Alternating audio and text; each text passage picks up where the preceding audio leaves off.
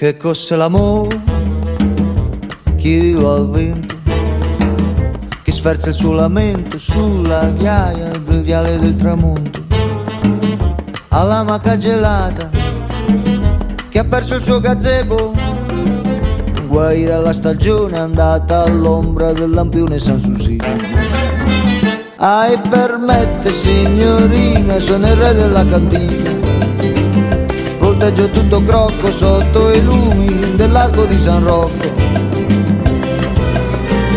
ma s'appoggi pure volentieri fino all'alba, livida di bruma che ci asciuga e ci consuma. Che cos'è l'amore?